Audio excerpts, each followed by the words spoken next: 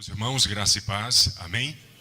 É uma alegria estar aqui nessa noite com os irmãos para juntos refletirmos e meditarmos na palavra do Senhor.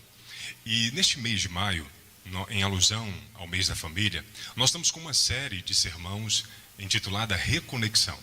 E eu queria chamar a sua atenção para refletir um pouco sobre o tema da nossa série. O pastor já pregou 2 sermões nesse tema, sobre este assunto, sobre reconexão. E eu queria saber se você também parou para refletir nos últimos 2 sermões que nós ouvimos sobre a importância de estarmos conectados ou reconectados. O tema de hoje é reconexão espiritual. Reconexão espiritual. O pastor, no primeiro sermão, falou sobre a conexão perfeita. Também trabalhou o texto de Colossenses, que nós vamos ler agora. Ele trabalhou do versículo 12 até o versículo 15. Eu vou trabalhar o versículo 16 e 17. Falou sobre os ternos afetos, afetos de misericórdia, de bondade. Falou sobre o amor, sobre a paz de Cristo. Falou sobre o perdão, falou sobre a gratidão. De que tudo isso deve permear as nossas relações e deve tornar as nossas relações perfeitas em Cristo. No último sermão, o pastor falou sobre a educação de filhos. E o assunto foi sobre pastorear o coração dos nossos filhos. Precisamos submeter o nosso coração a Deus, precisamos conhecer os nossos corações e precisamos, sobretudo, pastorear os nossos filhos para que não nos detenhamos apenas em comportamento, que venhamos de fato conduzir os nossos filhos e a nossa família a servir a Deus e a glorificar a Deus. E hoje nós vamos falar sobre conexão espiritual. Nós vivemos em um mundo onde as pessoas vivem tantas relações virtuais. Nós vivemos em um mundo onde as pessoas vivem uma superficialidade tremenda, terrível. E pensar em conexão com Deus, pensar em conexão espiritual, é pensar de fato estar em Cristo e Cristo estar em nós. E eu quero convidar você para lermos esse texto, que é rico, que é maravilhoso. Eu fui muito impactado na leitura deste texto e na preparação deste sermão. E eu quero convidar você para refletirmos nesta noite. Colossenses capítulo de número 3, versículo de número 16 até o versículo de número 21.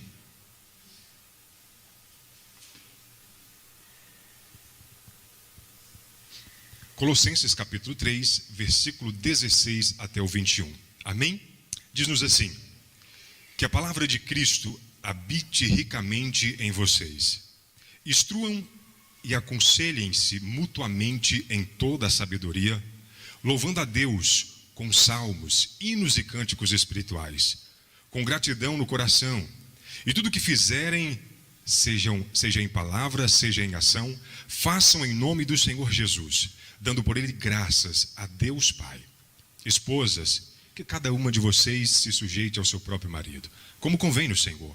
Maridos, que cada um de vocês ame a sua esposa e não a trate com amargura.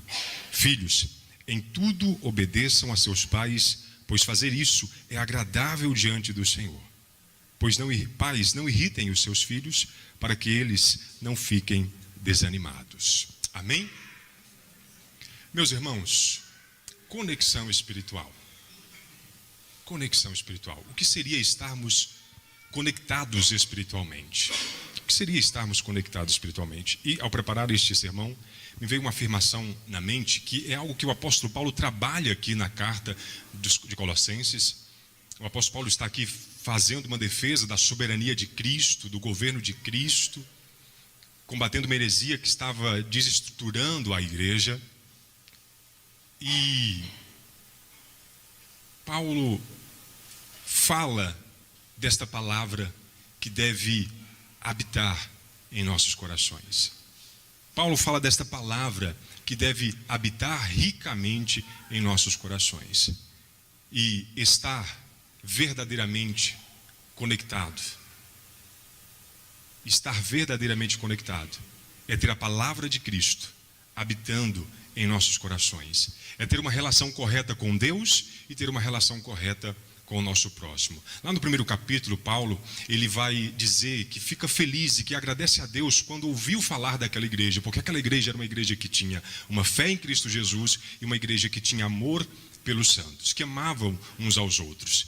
E isso nos traz a perspectiva de que a vida cristã, ela tem um aspecto vertical e um aspecto horizontal. A fé, a vida cristã, ela precisa estar nesta dimensão, nestas dimensões.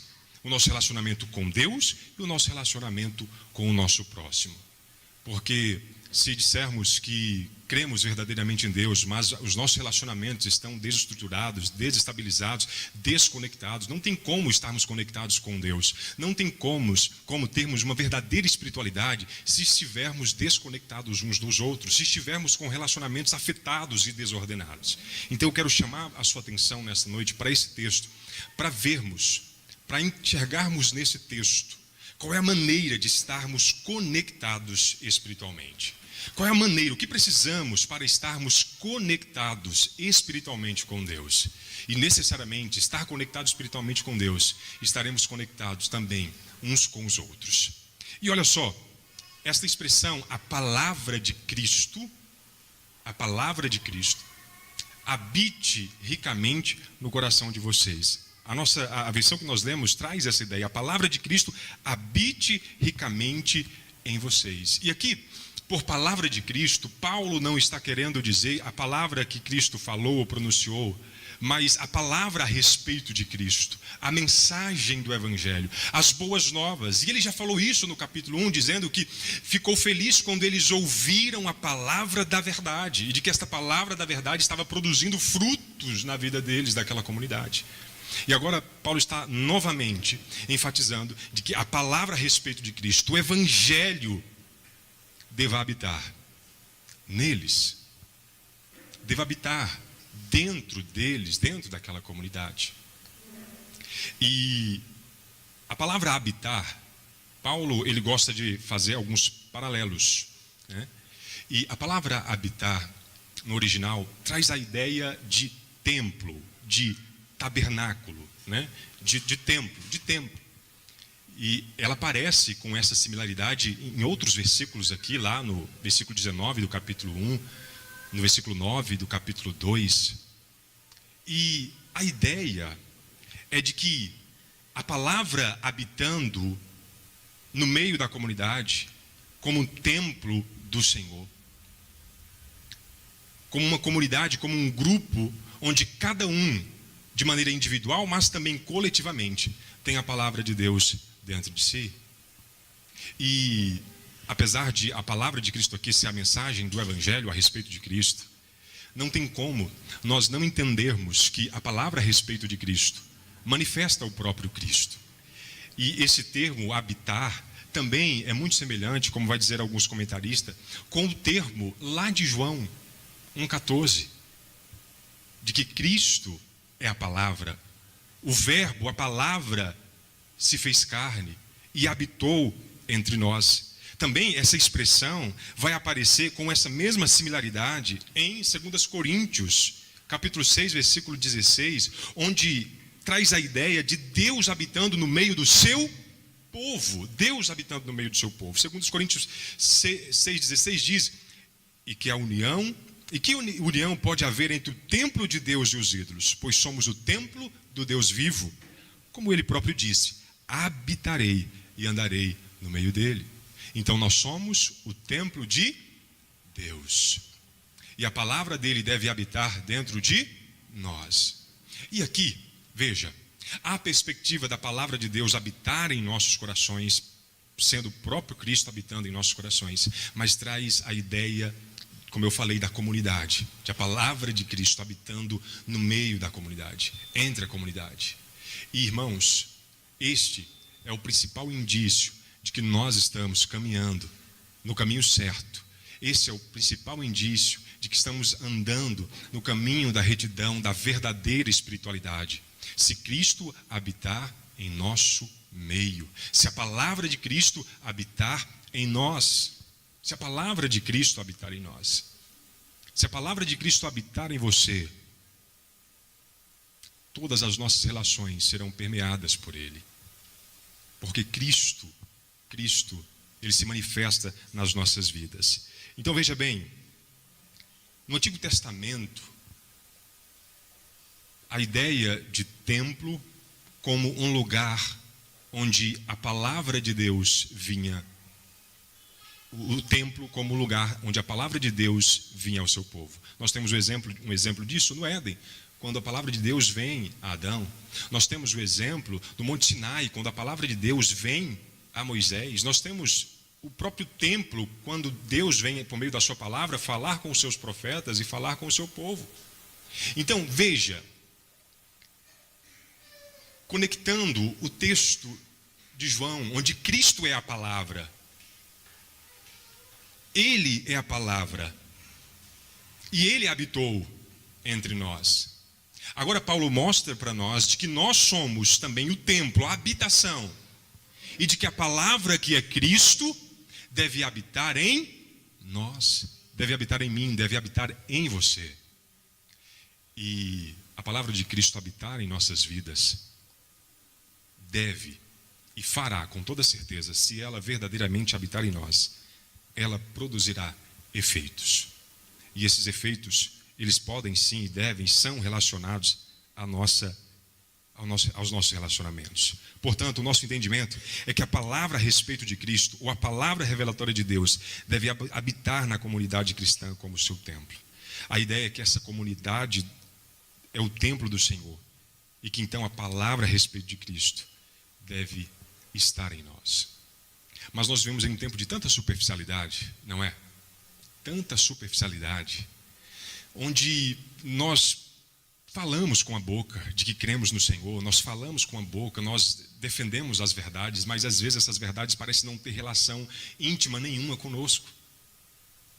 Falamos verdades, mas parece que essas verdades não têm uma relação íntima, não produzem um efeito prático.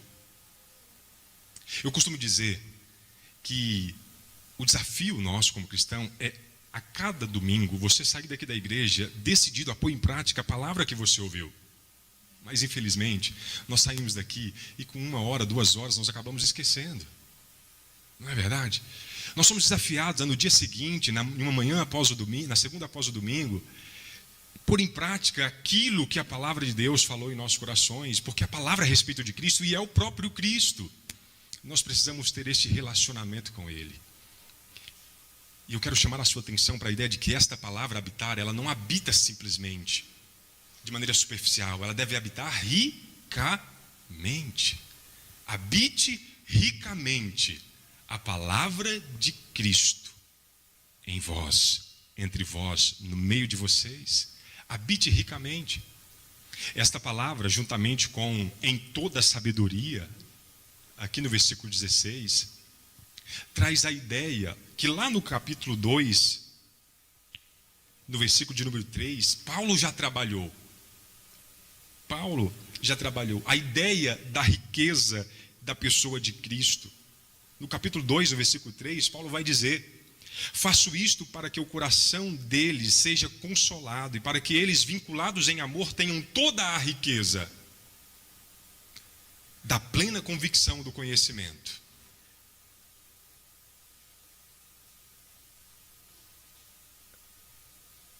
Para conhecimento do mistério de Deus, que é Cristo. O mistério de Deus é Cristo, em quem estão ocultos todos os tesouros da sabedoria e do conhecimento. Cristo é esta palavra que ricamente deve habitar em nós. E não deve ser de maneira superficial, não deve ser. Deve ser de uma maneira transformadora. Como eu falei, não podemos viver esta relação com a verdade do Evangelho, com a verdade que é o próprio Cristo, uma relação de superficialidade. E às vezes nós nos comportamos como se de fato Cristo não fosse esta pessoa, esta palavra, este verbo rico, que pode transformar a nossa vida e as nossas relações. Eu vou contar uma historinha que eu ouvi, eu achei muito interessante para os irmãos. Diz que certo jovem, certo dia andando em um bosque, em uma floresta, ele encontra um sábio. E quando ele encontra esse sábio estava segurando uma pedra preciosa. Uma pedra que valia 10 bilhões de dólares. 10 bilhões de dólares. Pense, uma muito valiosa. Aquele jovem, cheio de problema, pastor. Cheio de aflições, de angústia, de sofrimentos, de preocupações. O que eu vou fazer da minha vida? Quando ele encontra aquele sábio com aquela pedra, ele agarra o sábio e implora: me dê essa pedra, me dê essa pedra. Eu quero, dê para mim, por favor. O sábio pega a pedra e dá para o jovem. O jovem pega aquela pedra e sai correndo de alegria e saltitante. Só que, de repente, ele cai a ficha. Ele para e diz: o que eu estou fazendo? E volta correndo com a pedra e diz: por que você me deu essa pedra? Ele joga a pedra fora. Então busca saber o que aquele homem tinha de tão valioso que o fez rejeitar aquela riqueza passageira. Cristo deve ser tudo em nossas vidas. Cristo é a riqueza mais bela que nós devemos ter. E Ele estando em nós, as nossas vidas serão e estarão transformadas por Ele. Os nossos relacionamentos estão verdadeiramente conectados. Nós espiritualmente estaremos conectados com Deus e com o nosso próximo. Você perceberá que a sua vida terá muito mais sentido apesar das tribulações, das dores, dos sofrimentos. Cristo é a riqueza. A palavra a respeito de Cristo manifesta o próprio Cristo, aponta para Ele. Que você venha de fato compreender isso. E aí eu quero trabalhar 3 resultados de a palavra de Cristo habitar dentro de nós, a palavra de Cristo habitar no nosso meio, no meio da comunidade, lá na sua casa, na sua família. Quais são os resultados disso? Nós já entendemos de que é a palavra de Cristo, é a palavra de Deus, é o verbo, é a palavra do Evangelho que de maneira transformadora deve habitar em nosso meio, deve habitar em nossos corações de maneira individual e coletivamente. Entendemos que é a palavra de Deus. Agora, o que isso resulta? O que isso gera? Quais são os resultados gerados pelo fato de a palavra de Deus estar em nós? Quais são os resultados? E aqui nesse texto nós encontramos três resultados. E isso tem, ao olhar para esse texto, isso tem tudo a ver com relacionamentos, que precisam estar conectados primeiramente com Deus, para que também esteja conectado uns com os outros. Primeiro ponto, primeiro resultado de quando nós temos a palavra de Cristo habitando ricamente em nós, é que nós ensinamos e aconselhamos uns aos outros. O primeiro resultado é ensinar e aconselhar. Algumas palavras traz admoestar. Este é o primeiro resultado da palavra de Cristo habitar em nós. Nós, como esse templo e morada do Senhor, é que nós iremos ensinar e admoestar. E essas duas expressões já apareceram também no versículo 28 do capítulo 1. 28 do capítulo 1 apareceu. E ali a ideia é ensinar, refere-se à apresentação positiva. Ensinar refere-se à apresentação positiva da verdade cristã. Enquanto que admoestar refere-se à advertência mais negativa quanto ao perigo de se envolver com o falso ensino, que inclusive Paulo combate nesta carta. Olha só como que nós temos na versão NVT. Portanto, proclamamos a Cristo, advertindo a todos e ensinando a cada um com toda a sabedoria, para apresentá-los maduros em Cristo. Agora, mais fantástico é a nova linguagem de hoje, porque diz assim, olha, assim nós anunciamos Cristo a todas as pessoas, com toda a sabedoria possível. Aconselhamos e ensinamos cada pessoa, a fim de levar todos à presença de Deus, como pessoas espiritualmente adultas e unidas com Cristo. Então, se a palavra de Cristo habita verdadeiramente em mim, se a palavra de Cristo habita verdadeiramente em nós, nós seremos impulsionados a ensinar e admoestar. E interessante, porque a ideia é de que o foco do ensino é a admoestação. Quem aqui é pai sabe muito bem disso, né? Nós estamos o tempo todo ensinando os nossos filhos. E a maioria das vezes os ensinamentos têm um viés de exortação, de admoestação. Não faça, faça assim, não faça assim, faça assim, não faça assim. O foco do ensino é a admoestação. É por isso que essas duas estão juntas nesse primeiro resultado: ensinar e admoestar. E aí, eu te pergunto, nas suas relações, você tem sido aquela pessoa que tem aberto mão de falar as verdades do Evangelho para preservar a amizade? Na sua casa, no seu casamento, você tem preferido ser feliz? Né? Aquele ditado que as pessoas gostam e parece fazer muito sentido. Entre ser feliz e ter razão, é melhor ser feliz. Quanto que, na verdade, lá em 1 Coríntios, capítulo 13, Paulo vai dizer de que o amor não falta com a justiça, mas regozija-se com a verdade. Você não precisa abrir mão da sua razão para ser feliz.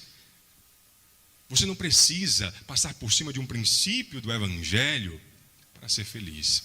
Esse é o mundo hedonista que busca fazer isso. Mas nós não, nós temos a palavra de Cristo habitando em nós. Então nas nossas relações seremos impulsionados a instruir, a aconselhar. Você tem feito isso? Você tem instruído, você tem aconselhado, você tem exposto as verdades do Evangelho que transformaram a sua vida, uma vez que Cristo já habita dentro de você, que a palavra de Cristo habita em você, de que você tem uma união com Cristo, e você tem esse relacionamento com Cristo, você tem feito isso com o seu próximo. Porque se você não tem feito, tudo indica de que, na verdade, o seu relacionamento também, e o meu relacionamento também, o nosso relacionamento é superficial.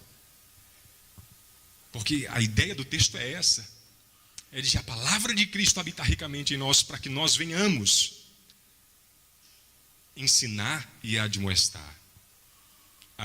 Uma outra versão, ela diz assim, olha, habite ricamente em vocês a palavra de Cristo enquanto ensinam e aconselham mutuamente. Eu costumo dizer que o maior perigo dos recém-casados, né, apesar de eu ser recém-casado, tenho só 6 anos, é o medo de contrariar.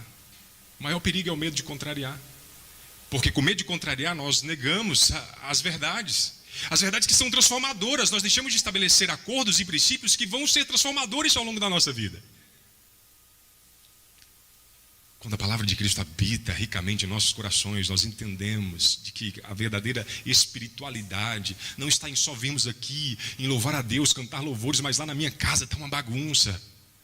Eu saí daqui do domingo cantando louvores, mas na hora de deitar na cama com minha esposa, as confusões estarem terríveis, meu relacionamento com os meus filhos estarem...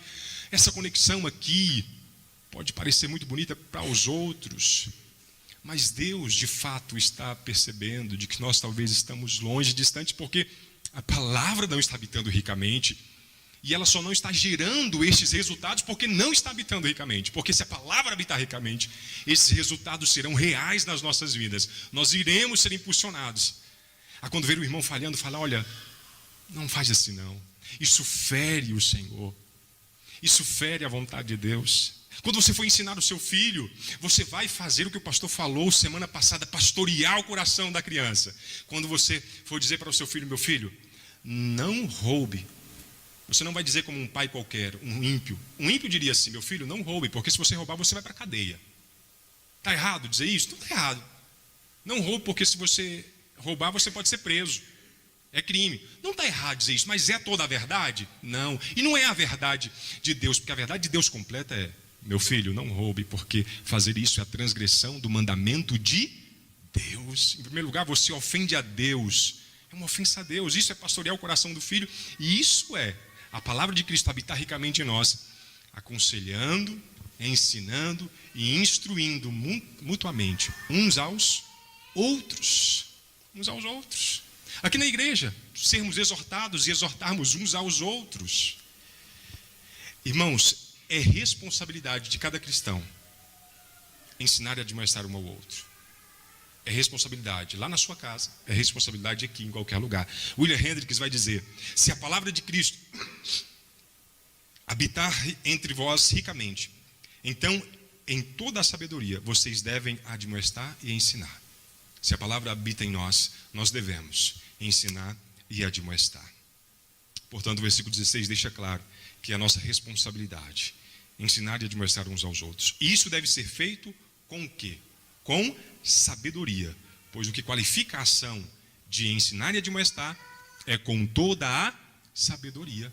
Com toda a sabedoria. Por isso que a nova linguagem de hoje coloca com toda a sabedoria possível. E aí não é de qualquer maneira, não é daquela maneira carrancuda, com orgulho, com ego, eu sei, eu posso, eu conheço. Não, é com amor. Você chega na pessoa e você demonstra pesar no seu coração de que fato você se preocupa com ela, se importa com ela e está instruindo e aconselhando porque quer o bem.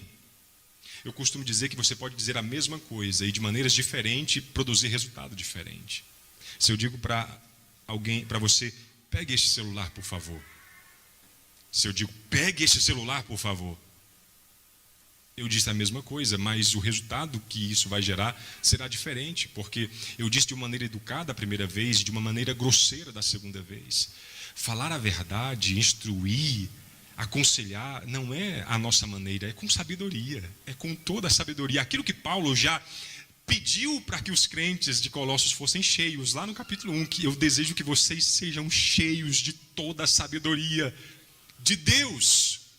De Deus. E aí se você está falando assim, mas eu não tenho sabedoria, ora para Deus te dar sabedoria. Ora para Deus te dar sabedoria. Busque na palavra dele. E o segundo ponto, o segundo resultado de a palavra de Cristo habitar ricamente em nós, é cantar louvores, é adorar. Faz todo sentido esta devoção que Paulo coloca aqui neste versículo. Ele está dizendo, olha, habite ricamente a palavra de Cristo dentro de vocês, aconselhe e instrua uns aos outros, e cantem salmos, hinos e cânticos espirituais, com gratidão nos vossos corações. Faz todo sentido cantar louvores aqui. Olha, esse texto é por muitos visto como, um texto para falar de culto. E eu concordo. Mas a ideia é de que o culto não permeia, o culto não é só no templo. O culto é toda a nossa vida. Nós somos o templo. Então o culto deve, ser diário, constante. A sua vida deve ser um culto a Deus. E eu me pergunto, a nossa vida tem sido um culto a Deus?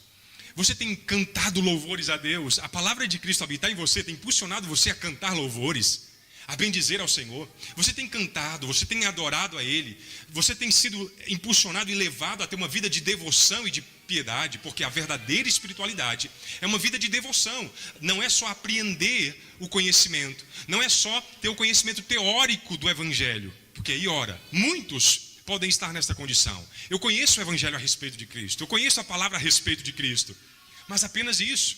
Ela não habita ricamente em seu interior, impulsionando a adorar a Deus em espírito e em verdade. Então, esse é o segundo resultado. É louvar, é adorar. E interessante, porque os termos usados por Paulo traz a ideia de que nós também ensinamos e admoestamos quando nós cantamos louvores. Douglas Moo vai dizer, Paulo quer que a comunidade ensine e admoeste uns aos outros por meio de vários tipos de cânticos, e quer que eles façam isso cantando a Deus com o coração cheio de gratidão. Eu costumo dizer que o pior dos sentimentos é a ingratidão. Por outro lado, o sentimento mais fantástico é a gratidão. É a gratidão. Você é grato a Deus. Porque se você é grato a Deus, você é impulsionado a adorá-lo, a bendizê-lo. Hoje nós falamos no discipulado, pastor, sobre tributar ao Senhor, reconhecer que Ele é soberano. Você tem estado alegre, apesar dos sofrimentos e das dores, das tribulações, das angústias, porque isso é a vida cristã. É adorar a Deus, apesar do sofrimento. É ser grato a Deus. Olha, o povo de Israel sofreu tanto, por causa da ingratidão. E sabe por quê? Nós lemos o texto aqui de 2 Coríntios, que fala de que nós somos o templo do Senhor, E a ideia não de templo de ídolos, porque não devem ser ídolos que devem habitar em nós, mas deve ser o próprio Deus que deve habitar em nós. E o povo de Israel sofreu muito, porque infelizmente substituíram o Deus verdadeiro por deuses falsos, como vai dizer o pastor Tim Keller no seu livro Deuses Falsos. A idolatria é a substituição do Deus verdadeiro por falsos deuses. E aí, quando nós agradecemos outra coisa que está no lugar de Deus e não o próprio Deus, nós não estamos tendo essa vida de devoção, de louvor e adoração. Eu quero que você reflita sobre isso. Nós somos chamados e convidados. E veja, conviver com alguém ingrato é chato, não é? É chato conviver com alguém grato. É chato. Eu tenho certeza que se você conhece alguém que é ingrato, você ama porque ama mesmo, e nós amamos, mas é terrível conviver com alguém ingrato. Alguém ingrato é alguém reclamão, é alguém nunca nada está bom para ele, nunca está satisfeito, você faz e nunca é o suficiente. Que nós sejamos gratos e agradecidos pelo Senhor e que nós venhamos louvá-lo, bendizê-lo, adorá-lo, ter uma vida de devoção, de piedade, no seu dia a dia, em toda a sua vida. E para finalizar, o terceiro resultado de a palavra de Cristo habitar ricamente em nossos corações, que tem tudo a ver com esta segunda, é fazer tudo para a glória de Deus. Fazer tudo para a glória de Deus. Fazer tudo para a glória de Deus. Olha, o que qualifica ensinar e admoestar é com toda sabedoria. O que qualifica cantar louvores e fazer tudo para a glória de Deus é a ação de graças, é com agradecimento, é com gratidão. Nós devemos fazer com gratidão. E veja, fazer tudo para a glória de Deus. Olha só o que o versículo diz: e tudo o que fizerem, seja em palavra, seja em ação, façam em nome do Senhor, dando por Ele graças. Na nova linguagem de hoje, e tudo que vocês fizerem ou disserem, façam em nome do Senhor Jesus, por meio dele, agradeçam a Deus e Pai. Veja, Cristo é a palavra que habita em nós.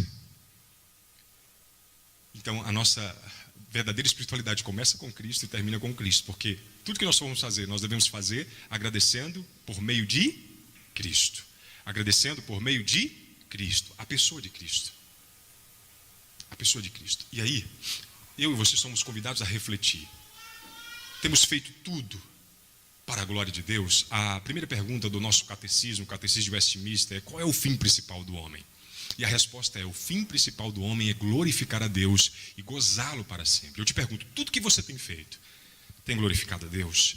E a ideia de em nome do Senhor, Paulo faz aqui um novo paralelismo, usando o termo Senhor para Yahvé no Antigo Testamento. A ideia aqui é que os cristãos precisam considerar, é que os cristãos precisam adorar a Deus, reconhecer a Deus, assim como os do Antigo Testamento reconheciam a Deus, cumprindo e fazendo a sua vontade. Então Cristo é o Senhor de tudo. No Novo Testamento, Cristo é o Yahvé, Cristo é o Senhor de tudo. Ele é o Senhor que governa todas as coisas, Ele é o dono da minha vida, da sua vida. Então nós devemos fazer tudo para glorificá-lo, tudo para glorificá-lo. Assim, os cristãos precisam considerar como suas ações devem ser influenciadas pela presença soberana de Cristo. Fazer todas as coisas em nome do Senhor Jesus, portanto, não significa apenas pronunciar o nome de Jesus, mas agir sempre em concordância com a natureza e o caráter do nosso Senhor. Paulo vai dizer em 1 Coríntios capítulo 10, versículo de número 28, quer comais, quer bebais, quer façais qualquer coisa, seja para a glória de Deus. Quer comais, quer bebais, quer façais qualquer coisa, seja para a glória de Deus. Lá em Atos capítulo 17 ele vai dizer: pois nele nós vivemos, nos movemos e existimos. Em Deus.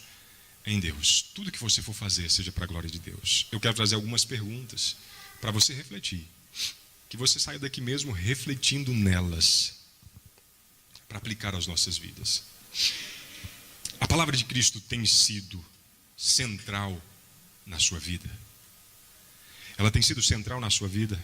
Ou você tem colocado outras coisas como meio de direção e de resposta para você? Como é a sua vida devocional? Lá na sua casa, você e a de seus filhos. Você tem louvado, você tem cantado, tem sido impulsionado a vir assim? Sua relação com a palavra de Cristo é superficial ou você tem desfrutado das riquezas de conhecer a Deus? Lembra da historinha? Você agarrou as pedras dessa vida, as pedras preciosas dessa vida, e está agarrado a elas, sem querer soltar, e diz: não, eu não largo. Ou você tem, de fato, abrido mão, deixado de lado, porque a tua maior riqueza é Cristo Jesus. A nossa maior riqueza é Cristo. Cristo é tudo nas nossas vidas. Os relacionamentos na sua família têm sido norteados pela palavra de Cristo. Você, eu, temos instruído e aconselhado uns aos outros. Isso tem sido com sabedoria ou tem sido com arrogância? Você tem tirado um tempo para adorar a Deus com sua família em sua casa? Pense nisso. Você é o templo. Aqui é o lugar onde coletivamente, de maneira comunitária, nos reunimos. Mas você é o templo. Na sua casa, ao deitar, ao levantar, sua vida deve ser para a honra e glória do Senhor.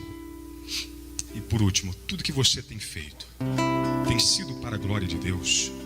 Você pode dizer mesmo que tudo que você faz é para a glória de Deus. Eu costumo dizer e costumo perguntar para mim mesmo se tem alguma coisa que eu vá fazer que eu não possa glorificar a Deus, que eu não faça. Se tem alguma coisa que você vai fazer que você não possa glorificar a Deus nisso, não faça. Que a sua vida seja para a glória de Deus. Amém? Vamos orar. Senhor Deus e Pai, muito obrigado por tudo que Tu és. Muito obrigado por tudo que o Senhor tens feito em nossas vidas.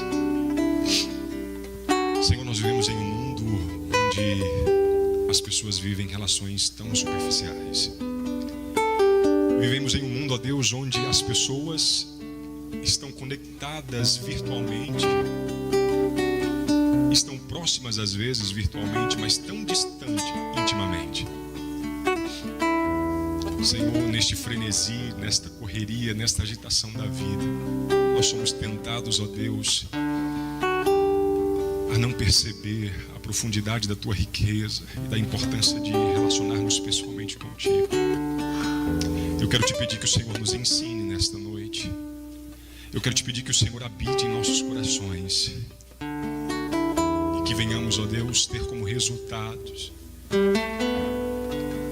a atitude de nos preocuparmos uns com os outros, aconselhando, instruindo, que venhamos ser impulsionados a te adorar em todos os instantes da nossa vida, com um culto, que venhamos fazer tudo para a honra e glória do Teu nome, que os nossos relacionamentos venham estar verdadeiramente conectados contigo. Em nome de Jesus, ó Pai, nós oramos, Senhor, e te agradecemos.